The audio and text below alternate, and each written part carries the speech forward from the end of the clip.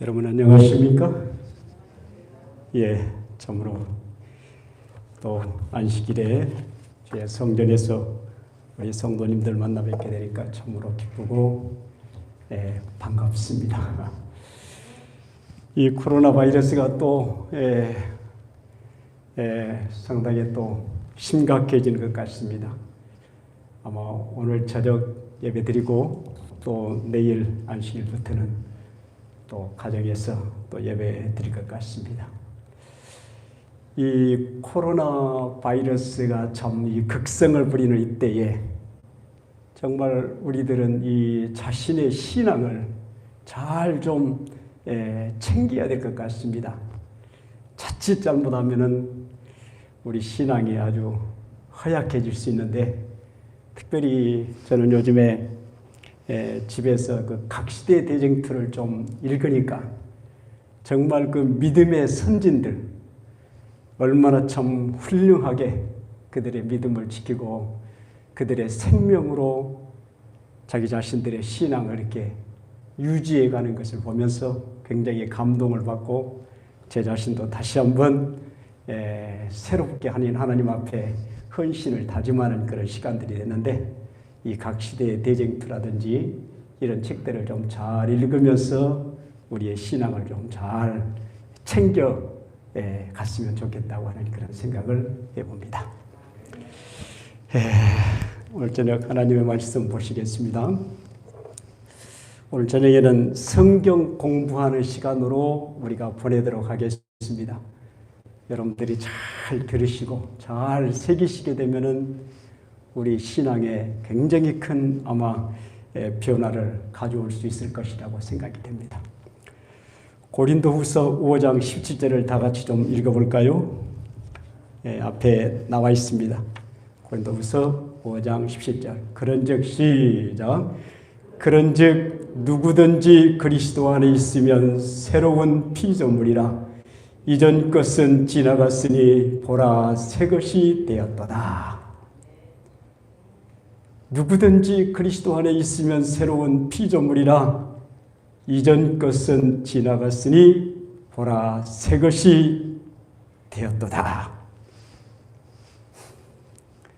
여기에서 새 것이라고 하는 것은 새 사람을 의미하겠죠. 우리 광주중앙교회 우리 성도님들께서는 새 것이 좀 된 것 같습니까? 새 사람이 좀 된 것 같습니까? 아니면은 여전히 똑같습니까? 여전히 똑같은 것 같죠? 이런 말씀이 있습니다.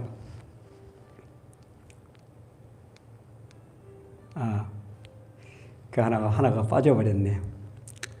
그냥 넘어가도록 하겠습니다. 우리가 참 우리의 신앙을 돌아보면서 또는 우리의 주위에서 일어나는 여러 가지 사건들을 보면서 이제는 좀 변화돼서 우리 주님의 오심을 준비하는 그런 생애를 해야 될 텐데 하는 그런 생각을 우리가 많이 하지 않습니까? 여하튼 우리가 새 사람으로 변해야 한다고 하는 이 명제만큼은 우리에게 정말 뚜렷하게 그렇게 간직해야 되지 않겠는가. 왜냐하면 거룩하게 변함이 없이는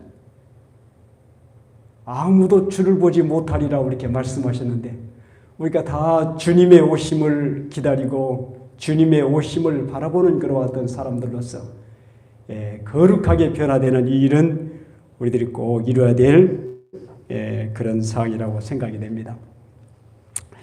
최근에 한 친구가 이제 막 신앙 생활을 시작한 친구에게 이런 질문을 던졌습니다. 그래, 자네 요즘 교회에 나간다지? 그렇다네. 그럼 자네 예수에 대해서 많은 것을 알고 있겠구만. 그분이 어디에서 태어났는지 말해줄 수 있겠나? 잘 모르겠네. 그러면 그분이 몇 살에 돌아가셨는지 알고 있나? 글쎄, 그것도 모르겠네. 그분이 설교를 얼마나 했는지는 알고 있겠지. 그건 역시 모르겠군. 자네는 신앙을 한다면서 아는 것이 별로 없구만. 그래, 자네 말이 맞네. 나도 그분에 대해서 아는 것이 별로 없어서 무척 부끄럽다네. 그렇지만 이것 한 가지만은 분명히 알지. 3년 전에 나는 술 주정뱅이였고 많은 빚을 지고 있었네. 그때 우리 가족은 알거지가 되기 일보 직전에 있었고 아내와 아이들은 저녁 때 내가 집으로 돌아오는 것을 무척 두려워했지. 우리 이웃에 살고 있는 사람들도 직장에 있는 동료들도 나를 외면하고 피하기만 했네. 하지만 지금은 전혀 마시지 않는다네. 모든 빚도 청산했고 이제는 행복한 가정을 이루게 되었네. 내 아내와 자녀들은 저녁이 되면 나의 귀가 시간을 기다린다네. 이웃 사람들과 내 직장 동료들은 나의 신사적인 언행에 놀란다네. 이 모든 사실은 예수님 때문에 가능하게 되었네. 이 모든 사실은 예수님 때문에 가능하게 되었네.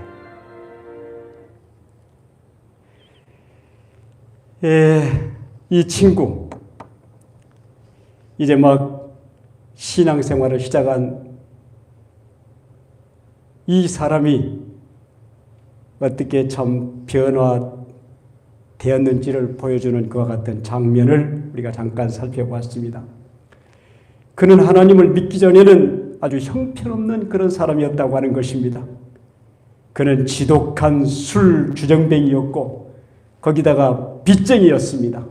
가정에서나 직장에서나 이웃집에서나 아주 그는 깊이 인물이었다고 하는 것입니다.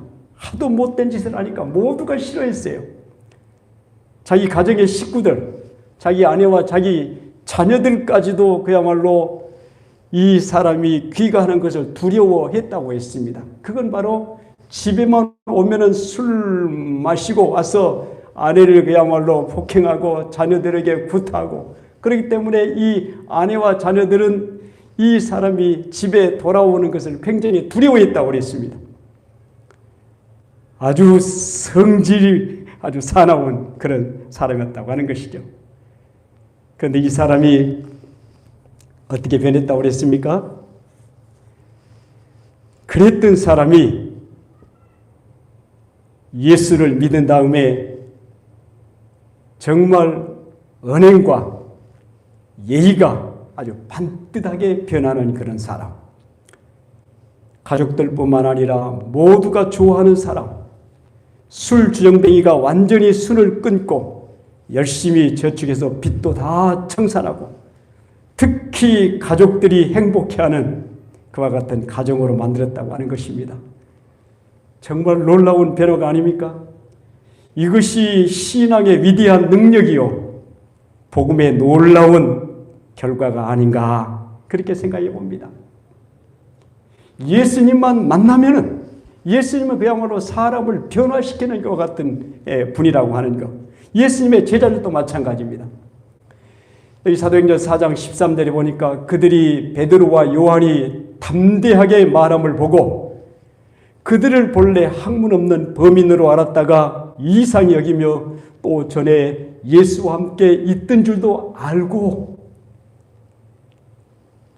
이 말씀은 이 예수님의 제자들이 예수님을 믿기 전에는, 예수님과 함께 있기 전에는 어떠한 사람들이었는지를 보여주는 것과 같은 말씀이죠. 그들이 어떤 사람이었다고 그랬습니까? 4장 13절 첫 부분에 보니까 그들은 본래 학문이 없는 사람들이었다. 학교 문턱에도 가본 적이 없는, 배움이 전혀 없는, 그저 갈릴리 바닷가에서 고기나 잡는 평범한 것과 같은 뱃사람들이었다고 하는 것입니다. 이 뱃사람들의 특징을 보게 되면은 그야말로 투박하고 말이 거칠고 성질이 사납고 욕잘하고 큰소리치고, 그런 그야말로 평범한 거친 바다의 뱃사람들이었던 그 제자들이 예수님을 만난 다음에는 어떻게 됐어요? 예수님과 함께 있으면서 그 사람들이 예수 믿고 나서는 어떻게 변했다고 그랬습니까? 아까도 있습니다만 반듯하고 예의 바르고 너그럽고 침착하고 말을 조리 있게 아주 잘한다고 완전히 딴 사람들로 변했습니다. 그래서 사람들은 깜짝 놀랐다고 그랬습니다. 이상히 여겼다고 그랬습니다. 신기한 눈으로 바라보았다고 하는 것이죠. 세상에 어쩌면 사람들이 저렇게 달라질 수가 있지?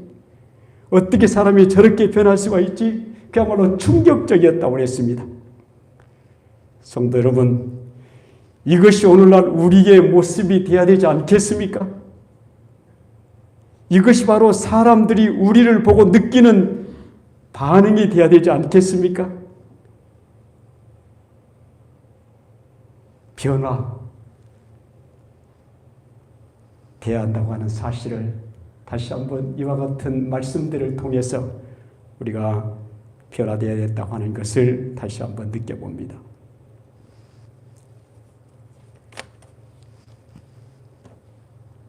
자, 왜 그러면 우리가 그렇게 변화되어야만 하는지를 조금 더 살펴보도록 하겠습니다. 여기 이런 말씀이 있습니다. 베드로후서 3장 14절에 보니까 그러므로 사랑하는 자들아 너희가 이것을 바라보나니 주 앞에서 점도 없고 흠도 없이 평강 가운데서 나타나기를 힘쓰라. 사랑하는 자들아 너희가 이것을 바라보나니 이것이 무엇입니까? 예수님께서 나타나시는 그 모습을 우리가 바라보는 게 아니겠습니까? 이것을 바라보니 주님의 오심을 바라보나니 주 앞에서 점도 없고 흠도 없이 평강 가운데 나타나기를 힘쓰라. 다시 말해서 주님의 오심을 바라보는 주님의 오심에 대한 그와 같은 소망을 가진 사람들은 어떤 사람으로 서야 된다 그 말씀입니까? 흠도 없고 점도 없는 사람. 우리가 변화해야 될 그야말로 타당한 그런 이유인 것 같습니다. 자, 점도 없고 흠도 없는 그와 같은 사람들로 변화돼야 되는데 여기 그 재림전 조사 심판의 성경적 기초라고 우리 재림교회 그 뭡니까? 성경 연구소에서 나온 번역한 그와 같은 책입니다. 이 책은 우리 교회 우리 재림교단의 5대 신학자 가운데 한 사람인 그 마빈 무어라고 하는 사람이 이 책을 썼어요. 하도 조사 심판이 그야말로 성경에 없는 그와 같은 내용을 자꾸 가르친다 해가지고는 이분이 재림전 조사 심판은 성경에 기초한 것이라고 하는 그런 내용을 아주 잘 적어놓은 그런 책인데 이 책 속에 어떤 얘기가 있느냐 하면은 35페이지에 하나님께는 문제가 아주 커다란 문제가 있다. 하나님은 문제가 있다고 말이죠. 그분은 완전 무결한 사람들만 하늘에 들어오는 것을 용납할 수 있다. 우리의 일생에 단 하나의 결점이라도 있으면 우리는 아웃이다.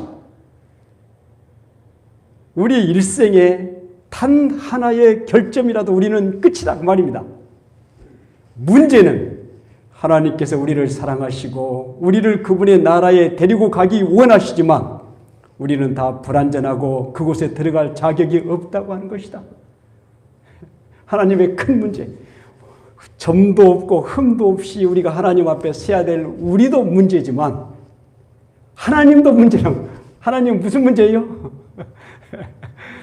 우리의 참 그 생활 가운데 단 하나의 결점이 있더라도 우리는 들어가지 못하고 아웃되는데 그런데도 하나님께서는 어때요? 우리를 사랑하시기 때문에 어떻게 해서든지 하늘에 데려가고 싶은데 우리는 여전히 불완전하고 들어갈 자격이 없다고 하는 것입니다. 이게 문제라고 하는 것이죠. 어떻게 할 것인가? 자, 율법을 지킴으로써 자기 자신의 행위로 천국에 이르려고 노력하는 자는 완전히 불가능한 일을 시도하고 있는 것이다. 먼저 쭉 제가 나열한 다음에 나중에 정리를 하도록 하겠습니다. 율법, 계명입니다. 계명을 지켜서 그야말로 천국에, 하늘에 들어가려고 노력하는 자는 완전히 불가능한 일을 시도하는 것이다. 그러니까 계명을 우리가 지킬 수 있단 말입니까? 없단 말입니까? 계명을 우리가 지킬 수 없다고 하는 것입니다. 계명을 지켜가지고 천국에 들어가려고 그렇게 노력하는 사람들은 완전히 불가능한 일을 시도. 이 계명이라고 하는 것은 지키도록 하기 위해서 주어진 것이 아니고, 여러분 잘 기억하시기 바랍니다. 계명은 우리가 지키도록 주어진 것이 아니고 뭐 하도록 주어진 줄 아십니까? 계명은 들여다 보도록 하기 위해서 주어진 것입니다. 많은 사람들이 잘못 생각하고 있어요.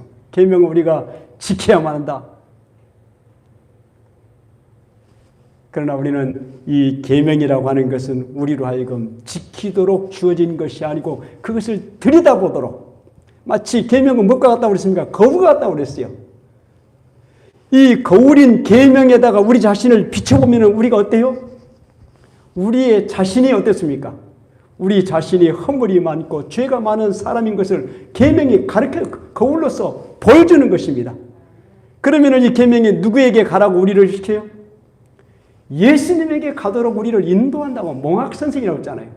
예수님에게로 우리의 더러운 모습을 가지고 가서 예수님과 해결하라고 이렇게. 자, 또 보도록 하겠습니다. 율법은 즉 의로운 생애, 완전한 품성을 요구하지만 인류는 그 요구에 미칠 수 없다. 인류는 하나님의 거룩한 율법의 요구를 충족시킬 수 없다. 점도 없고 흠도 없는 그와 같은 품성을 우리가 완전한 품성을 이루어야 되는데, 여기는 의나 의로운 생애나 완전한 품성은 같은 얘기들입니다. 완전한 품성을 율법은 요구하지만, 의로운 생애를 요구하지만 우리는 그 요구에 미칠 수가 없다고 하는 것입니다.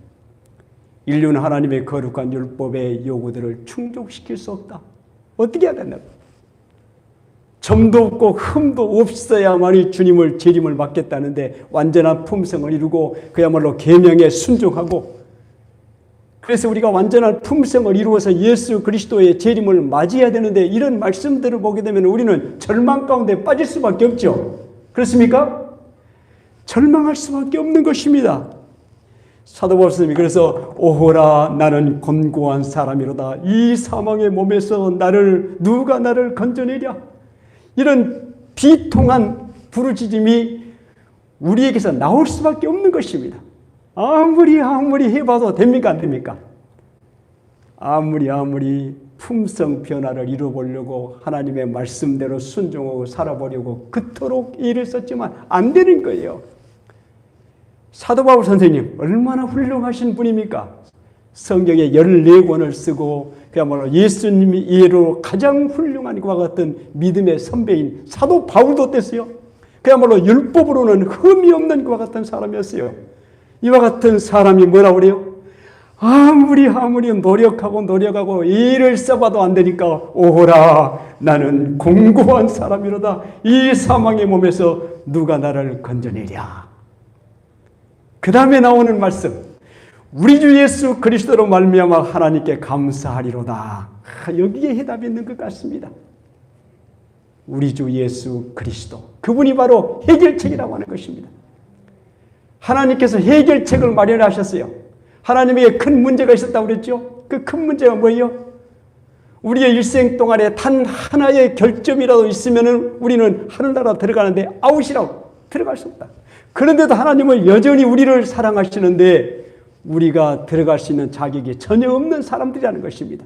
이러한 때 하나님의 해결책이 뭐였었던가? 하나님의 해결책이 뭐였어요? 하나님의 해결책이 바로 우리 주 예수 그리스도였다고 하는 것입니다. 자, 교육, 훌륭한 예절, 의지력은 모두 옳은 일을 하는데 도움이 되도록 제각기 적당한 구실을 한다. 그러나 그것들이 우리의 마음을 변화시킬 수 없고 우리의 생애를 순결하게 해줄 수 없다. 오직 위에서부터 온 새 능력이 우리 속에 역사함으로 우리는 죄 많은 상태에서 거룩한 상태로 변화될 수 있다. 그 힘은 그리스도이시다. 교육이나 훌륭한 예절이나 의지력 이와 같은 것들은 옳은 일을 하는데 도움이 되기는 하지만 그러나 그것들은 우리의 마음을 변화시킬 수 없다고 하는 것입니다. 그것들은 우리의 생애를 순결하게 해줄 수도 없다고 하는 것입니다. 오직 위에서부터 온 새 능력이 우리 속에 역사함으로 우리는 죄 많은 상태에서 거룩한 상태로, 어떻게 우리가 죄 많은 상태에서 거룩한 상태로 변화될 수가 있는가? 그것은 바로 오직 위에서부터 온 새 능력. 이 새 능력이 누구인가? 여기 새 능력이 나오는데 그 밑에는 그 힘은 그랬습니다. 영어로는 다 같이 그냥 둘 다 파워입니다. 그 힘은 위로부터 내려오는 새 능력이 우리 속에 역사할 때에 죄 많은 상태에서 우리는 거룩한 상태로 변하는, 그러니까 그 힘은, 그 능력은 그리스도시다고. 그리스도께서 우리 안에 새 능력으로 우리 안에 들어오셔서 역사하실 때에 죄 많은 우리들은 거룩한 그와 같은 모습으로 변한다. 이제 조금씩 뭔가 좀 튀니까 좀 더 가보겠습니다. 자, 역시 아까 그 책에 이런 말씀이 있습니다. 모든 성경과 엘렌 화이트의 진술들은 믿음으로 말미암는 의의 복음에 비추어 이해하는 것이 필수적이다. 그리고 그것에 의해 판단받아야 한다. 이 말씀은 굉장히 중요한 말씀입니다. 다시 말해서 아까 얘기했었죠. 우리 스스로는 거룩하게 될 수도 없고 변화될 수도 없어요. 그런데 우리가 예수 그리스도를 우리 속에 영접하고 그분을 믿을 때 그분이 우리 속에 들어오셔서 어떻게 하신다고 말이에요? 죄된 우리의 모습을 거룩하게 변화시켜준다. 그것이 바로 믿음으로 말미암는 의라고 하는 것입니다. 우리는 아무것도 할 수가 없어요. 우리가 할 수 없는 그것을 예수님은 할 수 있다고 하는 그것을 우리가 믿고 그분을 우리의 마음속에 모실 때에, 그분을 부르고 그분을 우리의 마음속에 모실 때에 그분이 우리 속에 들어오셔서 그분의 일을 하시면, 그래서 우리는 그분의 능력으로 거룩하게 변화될 수 있다고 하는 것이죠. 자, 그런데 여기에 이제 믿음으로 말미암는 의가, 이 복음이 어떤 것이냐? 모든 성경과 엘렌 화이트의 진술들은 믿음으로 말미암는 의의 복음에 비추어 이해하는 것이 필수적이다. 이게 도대체 무슨 얘기입니까? 성경의 모든 말씀들은, 성경의 모든 진리들은, 성경의 모든 교리들은, 그리고 엘렌 화이트의 진술들, 그 수많은 예언의 신들, 이와 같은 모든 말씀들은 믿음으로 말미암는 의의 복음에 비추어 이해하는 것이 필수적이다. 쉽게 얘기해서 성경에 보면 그런 말씀이 있잖아요. 항상 기뻐하라. 항상 기뻐하라. 우리가 항상 기뻐할 수 있습니까? 없습니까? 항상 기뻐하라고 하는 그 말씀. 쉬지 말고 어떻게 하라? 기도하라. 범사에 감사하라. 이런 일들이 됩니까? 안 됩니까? 이 하나님의 말씀, 이것을 우리는 이룰 수가 없는 것입니다. 전혀 100% 이룰 수가 없는 거예요. 그런데 이것을 어떻게? 믿음으로 말미암는 의. 우리는 할 수 없지만 누구는?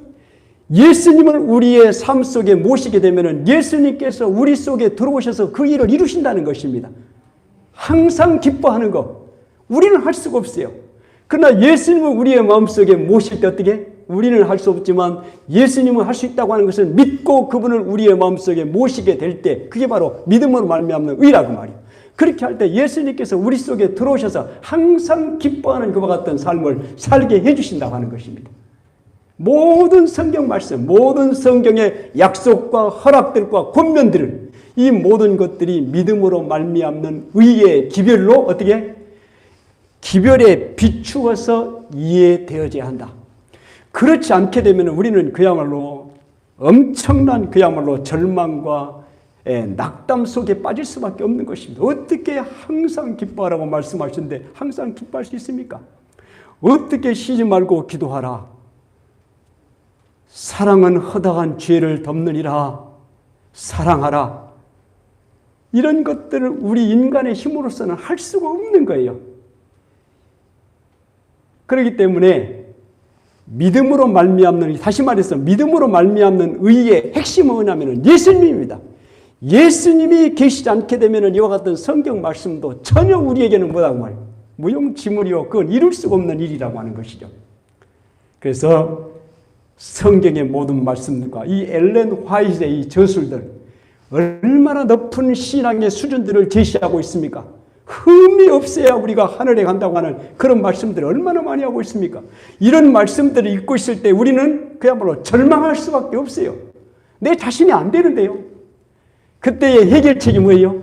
믿음으로 말미암는 의. 우리는 할 수 없지만 예수 그리스도께서는 모든 것을 해 주실 수 있는 분으로 믿고 그분을 우리의 마음속에 영접하게 되면 그분이 우리에게 들어오셔서 어떻게 모든 걸 다 해 주신다 그 말이에요. 그래서 중요한 것은 오늘 제 정말 중요하게 여러분들이 얘기할 것은 여러분들 계명을 그야말로 지키려고 애쓰지 마세요. 사랑하려고 애쓰지 마세요. 다른 사람을 용서하고 다른 사람을 사랑하려고 애쓰지 마세요. 애를 쓰면 쓸수록 어때요? 우리는 더 낙담하고 절망에 빠지는 것입니다. 애쓰지 말고 뭐 하는 거예요?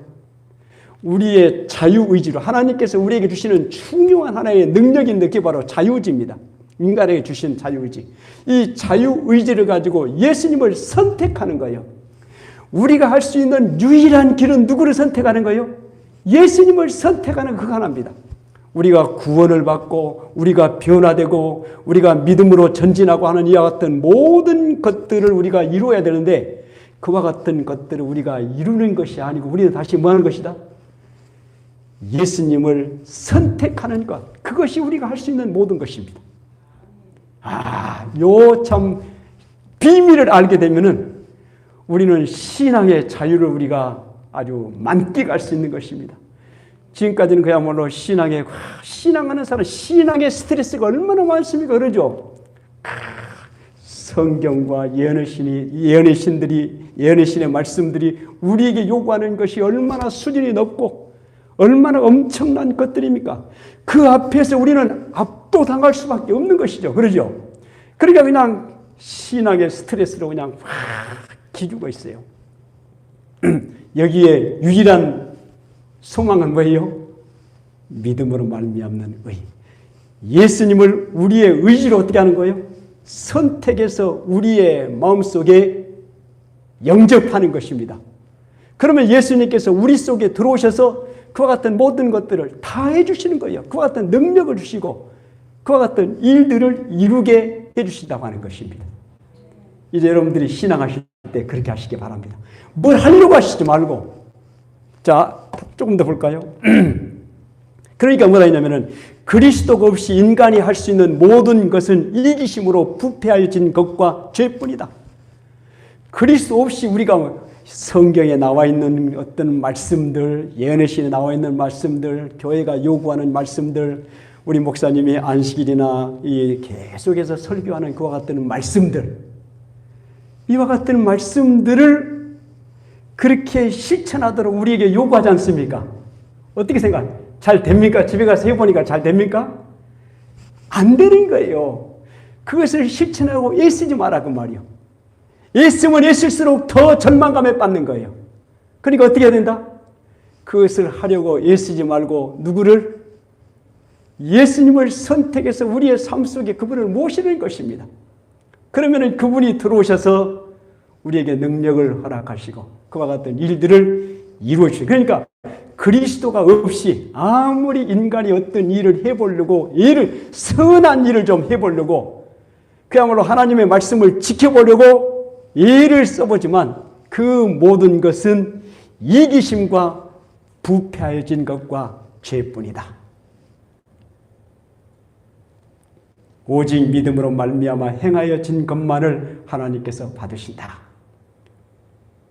제가 우리 집 주위에 있는 호수가 하나 있는데 거기 한 1km 정도 이 데크로 잘 장식해놔서 아주 참 산책하기에 좋습니다. 하루에 한 8바퀴 정도 돌면은 7, 8, 볼을 걷게 되는데 거기 참 나이가 많은 사람들이 참 많이 그렇게 걷는데 눈이 만약에 오게 되면 눈이 계속 쌓여가지고 걸을 수가 없어요. 그 연세가 많으신 분들이 그냥 삐쩍삐쩍 미끄러지니까 굉장히 어려워요. 그래서 제가 그걸 경험한 다음에 그 다음에 눈이 오는 날은 제가 빗자루나 이런 거 들고 나갑니다. 나가서 그냥 싹 쓸어 놓으면은 이 눈이 이제 폰하게 쌓였기 때문에 아주 쉽게 쓰러져요. 쉽게 쓸어 놓게 되면은 그 부분이 또 빨리 녹고 하기 때문에 연세 드신 분들이 걷기가 아주 좋아요. 1km 정도 되니까 꽤 먼 거리잖아요. 그걸 다 쓰는데 사람들이 그렇게 고마워하는 거예요. 정말 수고한다고 고맙다고 막 그런 걸 하면서 제 심정이 어떤 줄 아십니까? 내가 이렇게 하게 되면 저 사람들이 어떻게? 나를 어떻게? 내가 이렇게 하면 저 사람들이 정말 나를 좋아하고 정말 고맙다고 은근히 무엇을 기대하고 그 사람들의 인정과 그 사람들의 어떤 칭찬을 기대하고 하고 있는 거예요. 아무리 좋은 일을 해보려고 애를 써봐도 결국 내가 하는 일은 뭐예요? 이기심으로 부패하여지고 그야말로 죄뿐이라고 하는 것입니다. 이것을 하나님께서는 받으실 수가 없어요. 우리가 하는 일이 모두 다 그렇습니다. 우리가 하는 모든 일들은 그리스도 없이 우리가 하는 모든 일들은 그야말로 이기심으로 부패해진 것과 죄뿐인 거예요. 하나님께서 아무리 선한 행동도 받으실 수가 없어요. 그런데 예수님을 우리의 마음속에 영접하고 그분이 우리 안에 들어오셔서 그 일을 이루게 하게 되면은 그 일은 누가 받으셔? 하나님께서 받으실 수 있다. 자, 고린도서 13장에 있는 말씀을 좀 보겠습니다. 잘 아는 말씀이죠. 사랑은 오래 참고 사랑은 온유하며 시기하지 아니하며 사랑은 교만하지 아니하며 사랑은 자랑하지 아니하며 교만하지 아니하며 무례행치 아니하며 자기의 유익을 굳지 아니하며 성내지 아니하며 악한 것을 생각하지 아니하며 불의를 기뻐하지 아니하며 진리와 함께 기뻐하고 사랑은 모든 것을 참으며 모든 것을 믿으며 모든 것을 버리며 모든 것을 견디니라. 여러분, 사랑이 무엇입니까? 사랑. 다른 사람에게 정말 좋은 감정을 갖게 하고 정말 그를 따뜻하게 대해주고. 그러나 여러분, 사랑은 감정이 아니라고 했어요. 사랑은 감정. 되게 우리가 사랑하게 되면 다 감정으로 생각합니다. 사랑은 감정이 아니고 뭐예요? 원칙이라고 그랬어요. 사랑은 뭐예요? 오래 참는 것이, 오래 참아주는 것이 사랑이라고 그랬어요. 여러분, 오래 참을 수 있습니까? 오래 참아주십니까? 사랑은 오래 참는 거라고 했어요. 사랑은 온유하며 시기하지 아니며 자랑하지 교만하지 아니며 무례행치 아니하며 이것이 사랑인데 여러분 이거 할 수 있어요? 여러분 사랑할 수 있습니까? 대답해 보세요. 정말 사랑할 수 있어요, 없어요? 사랑할 수 있다고 생각하십니까? 이런 말씀이 있습니다. 요한일서 4장 7절에서 8절. 사랑하는 자들아 우리가 서로 사랑하자.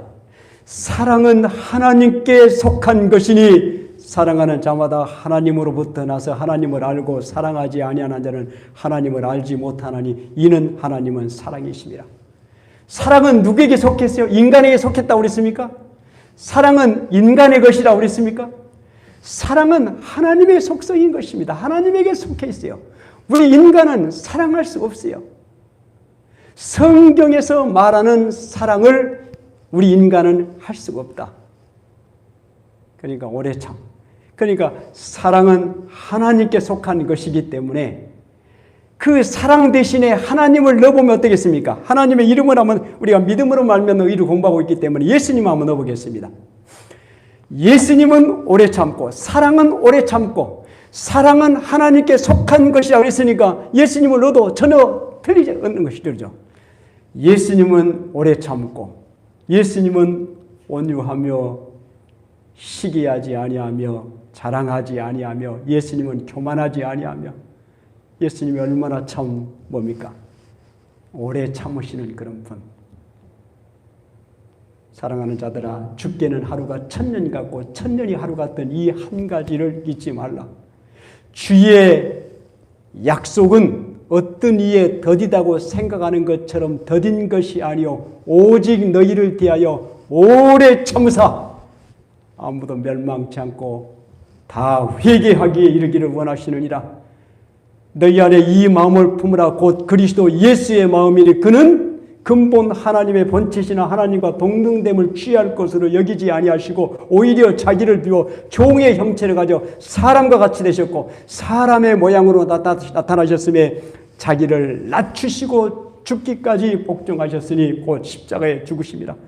그분은 교만하지 아니하고 무례행치 그분은 한 번도 결코 사람에게 무례행치 않았다고 하는 그런 말씀이 있습니다. 한 번도 다른 사람의 마음에 상처를 주지 않고 자기 유익을 구치 아니하고 성내지 아니하고. 그래서 이 사랑이라고 하는 것은 하나님에게 속한 것이기 때문에 우리는 할 수 있다 없다? 없는 거예요. 어떻게 하겠어요 그러면? 예수님처럼 하면 되겠습니까? 어떻습니까? 여기 뭐 이런 말씀이 있습니다. 보세요.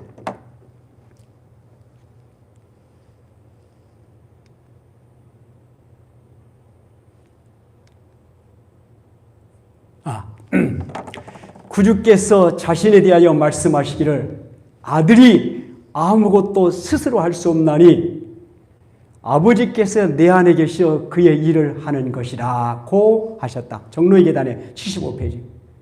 예수님께서는 뭐라고 말씀하셨어요? 나는 스스로 아무것도 할 수 없노라. 아버지께서 내 안에 계셔 그의 일을 하시는 것이라.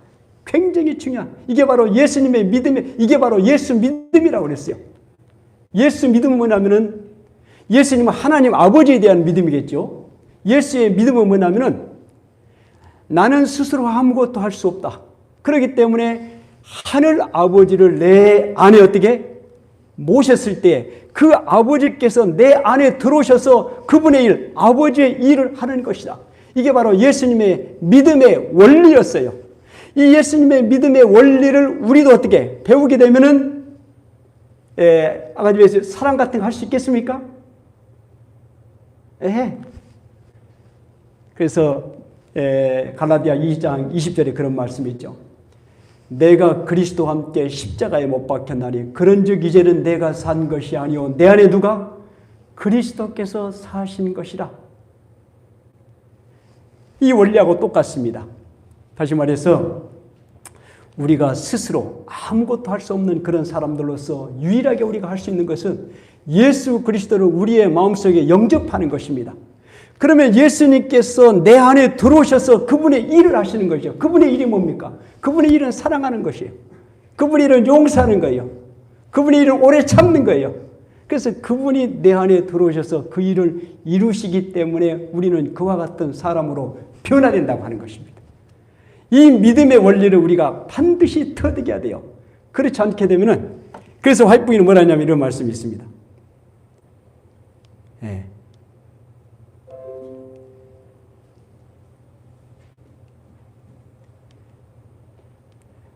조금 나가버리고 그랬네.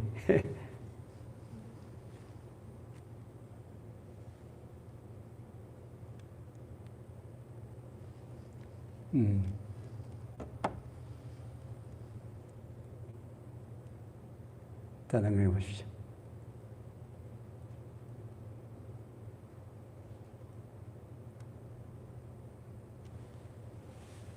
안 나와버리죠.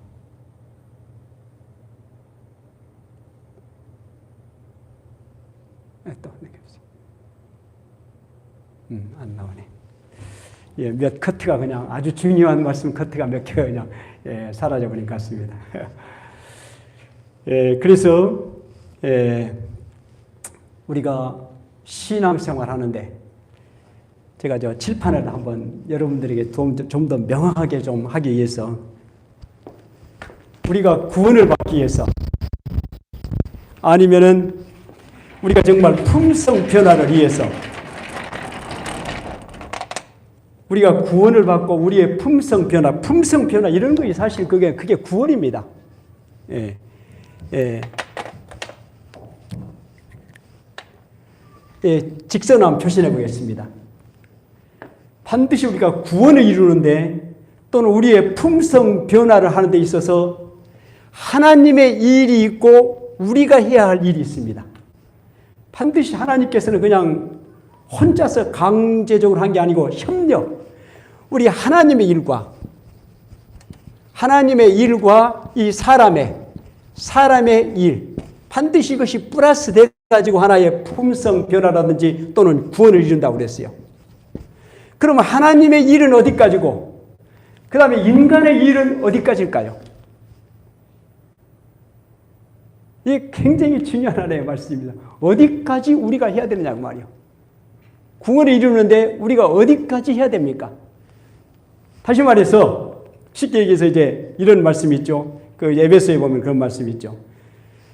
그 은혜를 인하여 믿음으로 말미암아 구원을 얻었나니 이것이 너희에게서 난 것이 아니요 하나님의 무엇이다? 하나님의 선물. 하나님의 선물이라고 그랬죠. 구원은 하나님의 선물. 다시 말해서 용서, 칭의라든지 아니면은 성화, 이 우리의 품성이 변화되는 것, 그리고 구원을 이루어가는 것, 이와 같은 것들은 전부 하나님의 선물이라고 그랬어요. 하나님의 선물인데 우리가 조금이라도 그야말로 어떤 노력을 해가지고 그것을 만약에 얻게 됐을 때는 선물이 됩니까? 안 됩니까? 선물이 안 되는 거예요. 그럼 이제 연애실에 그 좋은 말씀이 없어지는데 무슨 말씀이냐면은 만약에 우리가 구원을 받는 데에 우리가 조금이라도 거기에 무엇을 보탰다면은 하나님으로 하여금 빚쟁이가 되게 한다. 왜냐하면 선물이라고 했는데 우리가 무엇인가 했으니까 하나님께서 우리에게 빚진 것입니다. 그러죠? 그래서 우리가 무엇인가 하여튼 우리의 일을 하려고 노력을 하게 되고 자칫하게 되면 어떻게 돼버려? 이게 구원이 선물이 안 되고 오히려 하나님을 빚쟁이로 만들어버린 경우가 되면 그러면 도대체 하나님은 어디까지 하셔야 되고 우리의 일은 어디까지인가? 아까 제가 다 말씀드렸던 것입니다. 어디까지일까요? 우리의 일은 어디까지일까요? 우리의 구원을 이루는데 우리의 품성 변화하는데 예수님의 오심을 준비하는 일이라든지 이와 같은 모든 일에 있어서 우리의 일은 어디까지냐고 말이에요. 조금만 우리가 노력하면 그냥 이건 행함으로 말미암는 의가 되고 우리가 안 되는 거예요. 비성경적이게 되게 됩니다. 어떻게 이해해야 될까요? 아까도 얘기했습니다만 우리가 할 수 있는 유일한 길은 뭐예요? 예수님을 선택하는 것입니다. 그 위에는 없어요. 다른 사람을 사랑하기 위해서 내가 애쓰고 노력하고 하면은 그것은 행함으로, 그래서 구원받으려고 하는 건 그건 행함으로 말미암는 의고 하나님을 빚쟁이로 선물로 주신다고 그랬는데 사랑도 선물로 주신다고 그랬는데 우리가 그렇게 애쓰고 노력함으로 인해서 우리는 행함으로 말미암아 구원을 얻으려고 하는 것이고 하나님을 빚쟁이로 만들어버리는 거예요. 그래서 거기에서 우리가 할 수 있는 유일한 길은 뭐예요? 우리가 할 수 없으니까 모든 것을 해 주실 수 있다고 하는 그리스도를 믿고 그분 어떻게? 우리의 자유의지로 그분을 선택하는 것입니다. 이제 마무리를 짓겠습니다. 요 믿음의 원리를 여러분들이 반드시 터득해야 돼요. 이 커트에 없어요. 그 파일에 없어버렸습니다만 이런 말씀이 있어요. 화이트부인이 아주 명확하게 얘기했습니다. 이 믿음으로 말미암는 의의 진리를 가르치지 않으므로 오늘날 우리의 교회들이 죽어가고 있다고 그랬어요. 이 믿음으로 말미암는 의의 진리를 가르치지 않으므로 교회가 죽어가고 있다. 그렇지 않겠습니까? 우리 신자들은 믿음으로 말미암는 그 의의 이 원리, 이 진리를 우리가 모르게 되면은 우리가 그 앞에서 기가 죽을 수밖에 없어요.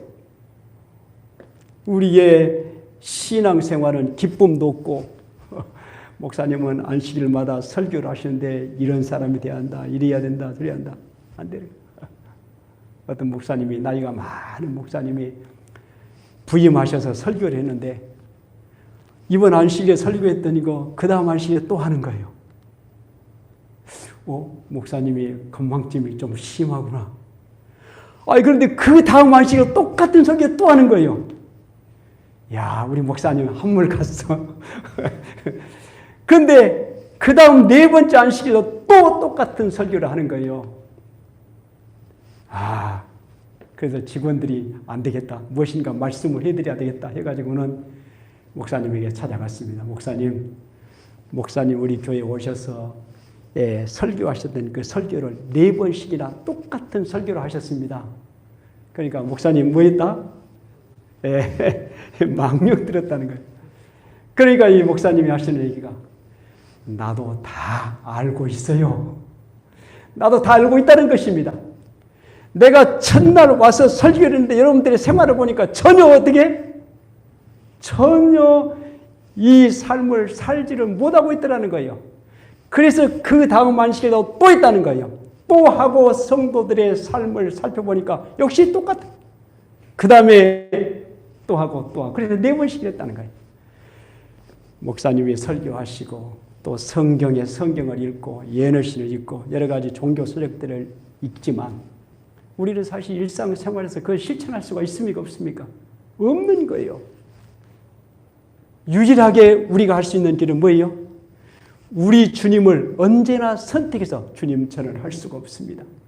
저는 할 수 없는 그런 사람. 주님께서 내 안에 들어오셔서 내 대신에 그 일을 이루어 주십시오. 품성 변화는 우리가 만드는 것, 이루는 것이 아니고 예수님께서 이루어 주시는 거예요.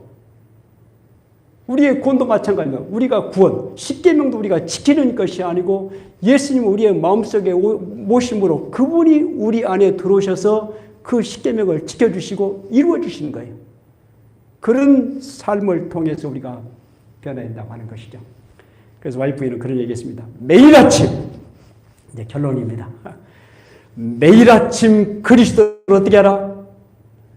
우리의 마음속에 모시는 일을 우리의 첫째 일로 삼으라. 그렇게 하고 계십니까? 우리 중앙교회 교인들은 그렇게 많이 하고 계시는 거예요. 이 뭡니까? 이 핸드폰에 자꾸 뭘 뜬 거 보면은 그야말로 그냥 성경 읽었던 것들, 그 다음에 기도했던 것들, 또 이런 모임 가진 것들, 이런 것들을 많이 하고 있는 걸 볼 때에 정말 매일 아침 우리가 자고 일어나서, 주님, 저도 늘 그럽니다. 주님, 간밤에 잘 자게 해주셔서 감사합니다. 이제 제 마음속에 들어오셔서, 제 삶 속에 들어오셔서 제 마음의 보좌에 앉으셔서 저를 주관하시고 저를 인도해 주시옵소서. 주님께서 들어오실까요? 그러면 우리 안에 들어오신다고 그랬어요. 들어오셔서 내 대신에 그분이 내 삶을 살아주시는 것입니다. 그러므로 인해서 우리가 변화되고, 그러므로 인해서 성공적인 그리스도인의 길을 갈 수 있고, 그것만이 하나님께서 예수님을 모시고 우리의 삶을 받아주시는 거예요. 그러면 하늘까지 갈 수 있겠습니까? 우리 주님께서 나타나실 때에 흠도 없고 점도 없는 그와 같은 사람들로 평강 가운데 나타나기를 힘쓰라고 말씀하셨는데, 우리가 예수님을 그렇게 꼭 모시고 살게 되면은 예수님께서 우리를 변화시켜 주실 것이고, 점도 없고 흠도 없는 그와 같은 사람들로 변화시켜서 우리 주님께서 오실 때 평강 가운데 주님을 맞이하게 될 것입니다. 우리가 만약에 이 세상, 예수님께서 오시기 전에 우리가 이 세상을 떠난다 할지라도 그 평강의, 그 평화의 보증을 우리가 가지고 있어야 돼요. 그렇지 않게 되면 우리는 불안하고, 감리교회를 창시한, 이것만 말씀 마치겠습니다. 감리교회를 창시한 요한 웨슬레라고 하는 사람이 알죠? 이 사람이 얼마나 훌륭한 일, 그 사람이 평생 동안 인도했던 사람이 50만 명을 인도했다고 와이프인이 얘기했어요. 그 사람이 얼마나 큰 일을 했는지를 우리 주님께서 오신 후에야 판결이 날 것이다. 그렇게 와이프인은 얘기를 했습니다. 그런데 이분이 젊었을 때, 목사로 있을 때는 그런 분이 아니었어요. 무엇인가 불만족스럽고 무엇인가 여하튼 늘 부족한 걸 느꼈어요.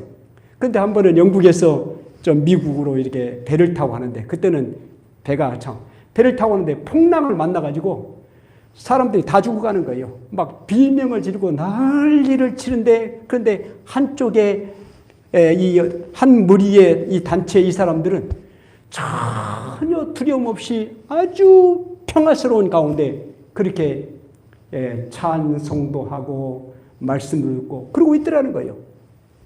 나중에 알고 보니까 그 사람들이 모라비안 교도들이었어요. 그래서 이 웨슬리가 이제 거기서 자기가 간증을 합니다. 나는 그와 같은 그야말로 목숨이 경각간에 달렸을 때에 하나님과의 평화의 보증을 소유하고 잊지 못한 것을 나는 느꼈다. 그러니까 두려운 거 죽음이. 죽음이 당장 우리 앞에 온다, 이르러 온다 할지라도, 어떤 큰 질병이 우리 앞에 이르러 온다 할지라도, 그렇게 평소에 주님을 모시고 주님과 그렇게 가깝게 산 사람들은 하나님과 우리 사이에 평화의 보증이 있는 것입니다. 전혀 두려우지 않고 두려움이 없는 거예요. 얼마나 이 평화의 보증을 여러분들이 언제나 간직하고 있어야 돼요. 저도 사실 그런 것에 대해서 고민을 많이 했습니다. 그런데 예수님을 모시고 예수님과 가까이 지내면서 어느 때라도 예수님께서는 나를 가장 좋은 길로 정말 영원한 생명으로 인도하실 것이라고 하는 그와 같은 확신이 들 때에 어떤 일을 당한다 할지라도 마음에 평안한 것입니다. 그게 바로 평화의 보증인 것입니다.